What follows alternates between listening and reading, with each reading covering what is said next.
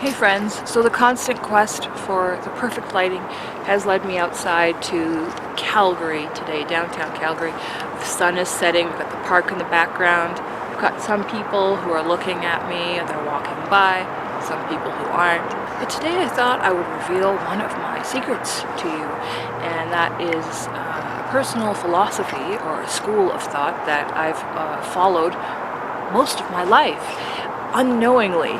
And it's always interesting to me when you come across an idea or something that you've been consciously doing and you didn't realize that it was actually a thing. And I've had these kind of beliefs about life from a very young age.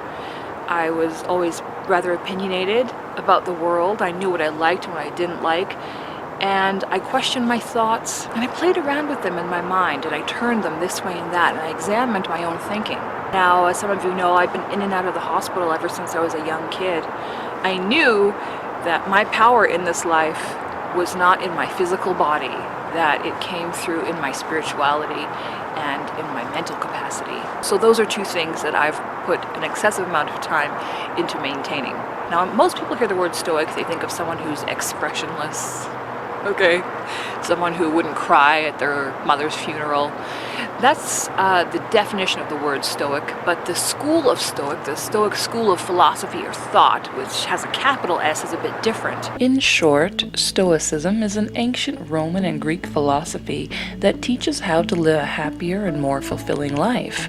The Stoics valued virtue, logic, living in accordance with nature, being present to the moment, and not allowing oneself to be controlled by fear of pain or desire for pleasure. So the one Stoic tenet that I'm going to talk about today is negative visualization.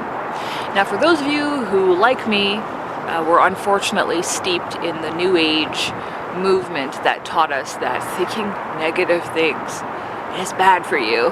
The boogeyman of the universe is going to make every negative thing you think about appear on your doorstep. So to contemplate something is to engage in an intellectual exercise versus worrying about something, which is creating anxiety, stressing out about it. Those things are entirely different. It's one thing to contemplate how someone might break in your house so that you can put in efforts to prevent that from happening versus, barring up your entire home and sitting there every night with a shotgun, praying and sweating and freaking out. Now, I can't quite recall who this quote is attributed to, but it's been coming up in my mind for this video, and it is, he robs present ills of their power who has perceived their coming beforehand. Now, there's one thing that nobody escapes in this life, and that is having negative or bad things happen to you. But if you have the foresight to consider what those things might be, maybe there are diseases that run in your family that you need to consider so that you can plan your life to be less at risk. And then you can consider how you would support yourself were that to happen to you in case it ever did. You're more likely to be successful in the face of life's perils if you're able to conceive what they might be and plan ahead for them. So Stoics believe that if you had a practice whereby you would consider the loss of things that you currently have, that you would be able to appreciate them more and you would live a more full life. This is really important because humans in general are insatiable. Right? We desire things and we get them and then we want more. There's a term for this too, and it's called Hedonic Adaptation. So that's the typical story of someone who's, living this difficult life. They've got this job where they have to work 12 hours a day, and they've got this miserable car that's going to break down at any minute. And they've got this, small apartment that's falling apart. It's terrible, it's uncomfortable. And one day, this person wins the lottery. Now, we know what happens to most people who go from extreme poverty to winning the lottery. And over again, we see that it has very negative effects.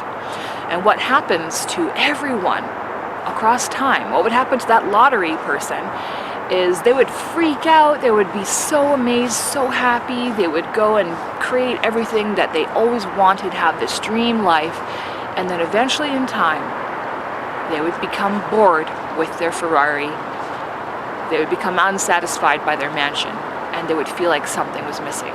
And this is what all human beings go through. Maybe it happens with your career. You spend tons of time in school, training, volunteering, working to get the job that you really, really want, and finally you get your dream job. You're there. And then eventually over time, you start feeling like your boss isn't grateful. You start feeling like you're working too many hours, not getting paid enough.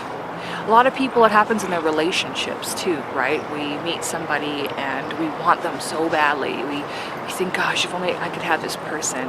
And oh my God, they like you too.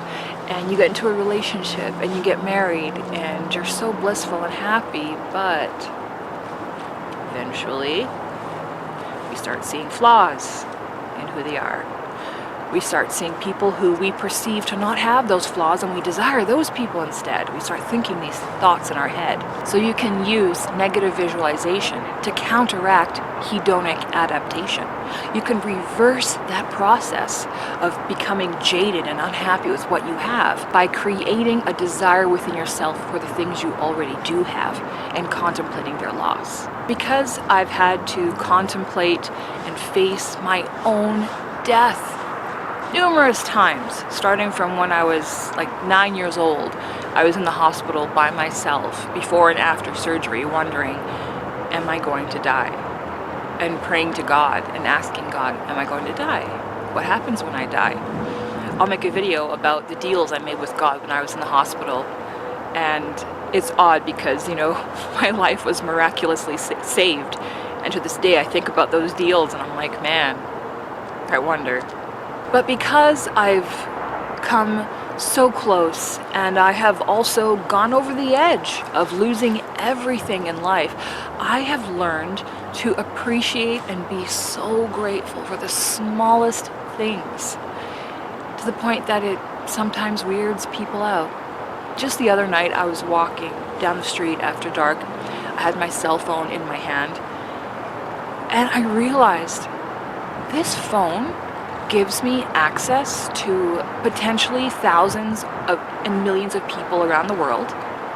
This phone lights up the darkness.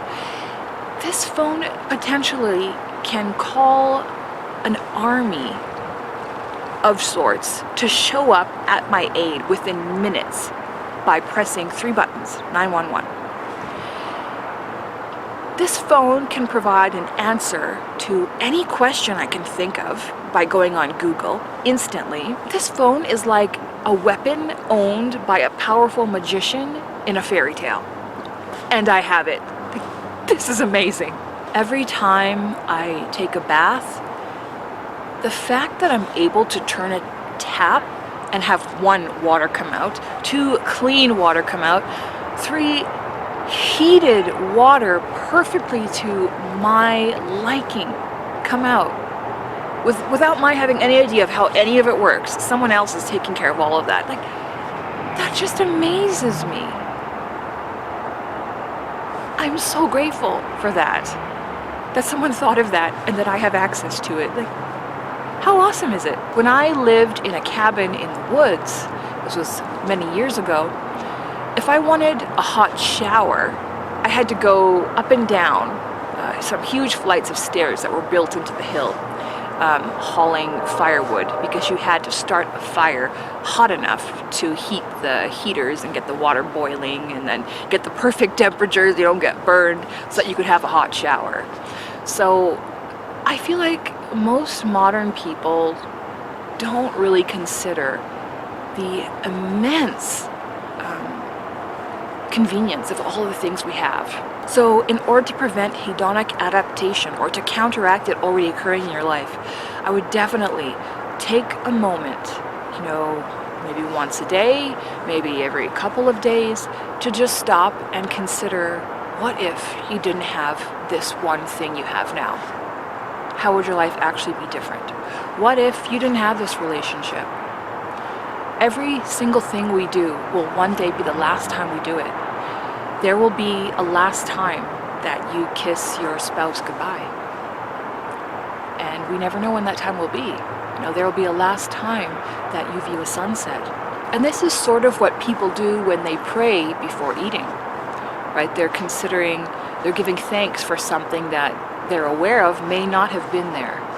And myself, I've found that I like to pray before eating. I pray before a lot of things. I pray after and during a lot of things.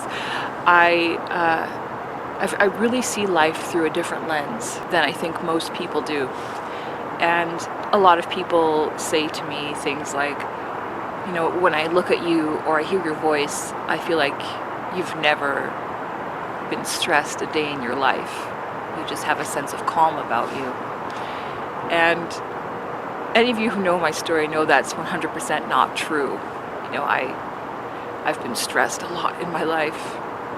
I've been through more than most people have in general, but I look at how beautiful of an awareness it has given me of the world and how I'm able to keep my peace and my appreciation for the small things in life. And getting back to that whole law of attraction thing, when you are able to be in a state where you desire the things you already have, when you are appreciative for everything around you, you create an energy about you that draws other people into you. It makes them want to know more about you. It makes them want to be around you. It makes them want to buy the things that you're selling. So it actually all works out. I think I'm going to head home now. Thank you so much for watching. Please remember to hit the subscribe button for more videos just like this. Hit the like, it helps me out a lot. And leave me a comment. I will see you soon. Bye for now.